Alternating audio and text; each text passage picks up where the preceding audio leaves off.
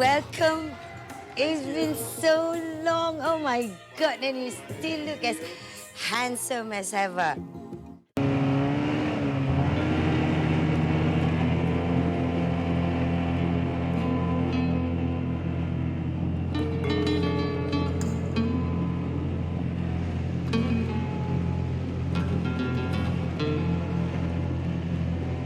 Last time I saw all this, I think it's fair to say I was at a turning point in my life. I promised some people I'd come back, and I am back. My life has changed a lot. How much have their lives changed?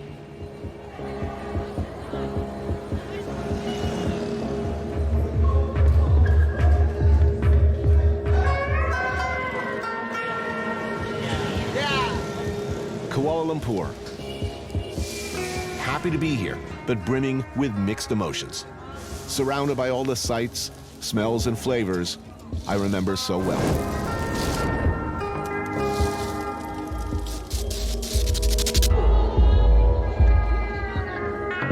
This is where a wandering soul such as myself can dive right in and get some of that straight Chinese food I've been missing.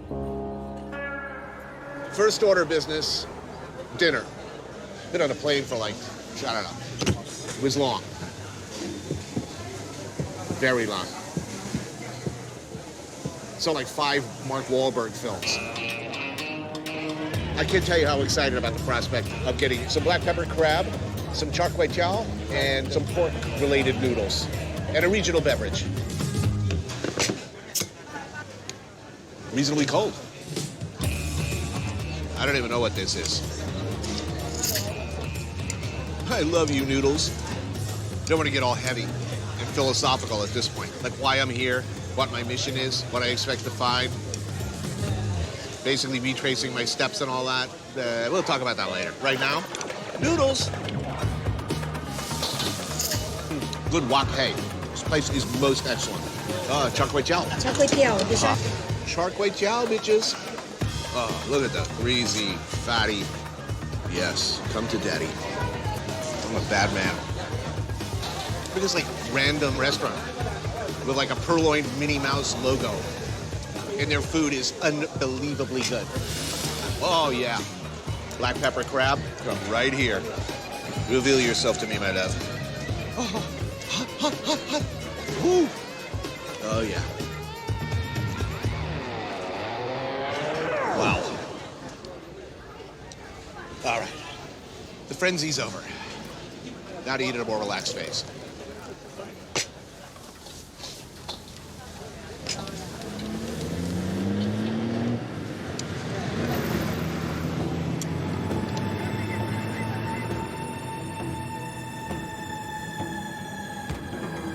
Kuala Lumpur rises up out of steaming equatorial Southeast Asian jungle.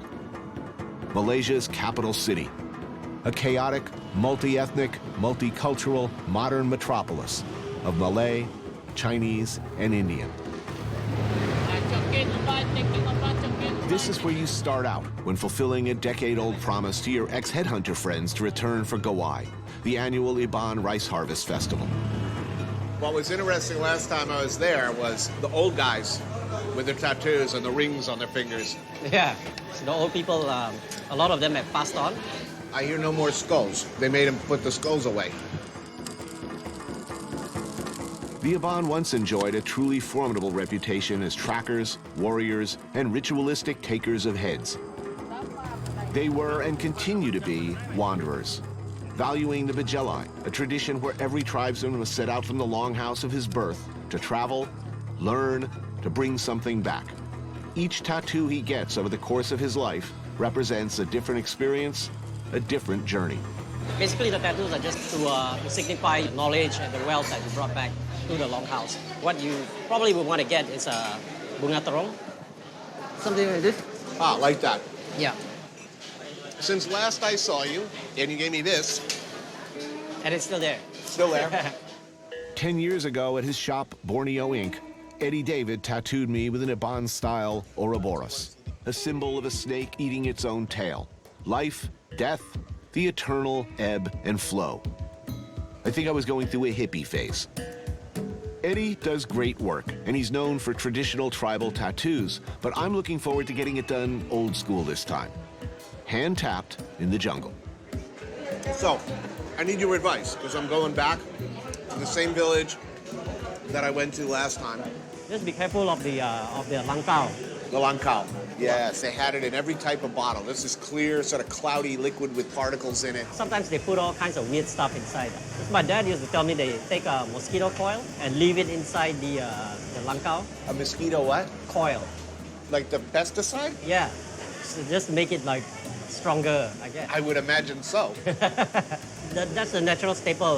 Gawa is usually partying, drinking, passing out, waking up, eating, drinking some more, passing out again, and then getting up and drinking some more. Yeah. You're gonna have fun, man. Wow. All right.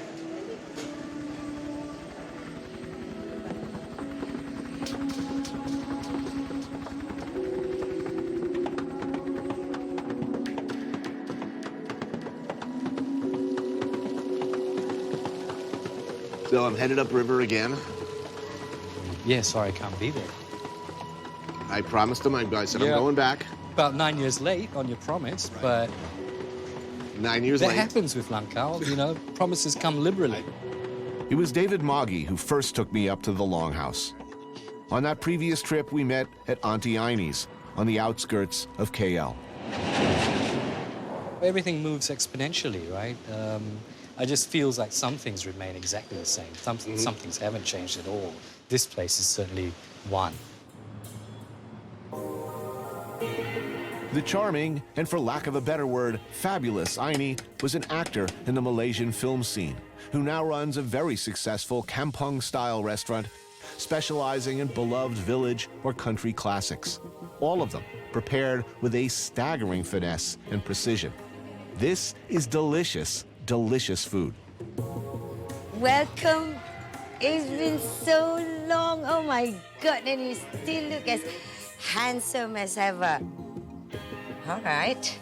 So, Well, let's pick up right where we left off, which started with this. have yourself. Thank you. Well, you're going to have the roast beef. And this is poached egg. And our favorite will be our rendang. This is Yes. chicken rendang. Oh, so good to be back. I love watching you guys eat. Who taught you to cook? Who was the good cook in your family? When we were small, my grandmother would say stuff like, I don't care who you are, if you can't cook, you're nobody to me. So it's Oh, like, wow. yeah, they're from there. There's no teaching Malay cooking here. It just comes from your grandma's kitchen, your mom's kitchen, and you learn by smelling, by seeing. That's how I teach my children to cook. All these dishes, when you do them, the aroma just floats around. I know exactly whether the chili paste frying in the pan ready or not. It's from here. Basically, it's from here. Look, this food is so perfect. I mean, the flavors are so perfect. It's so delicious.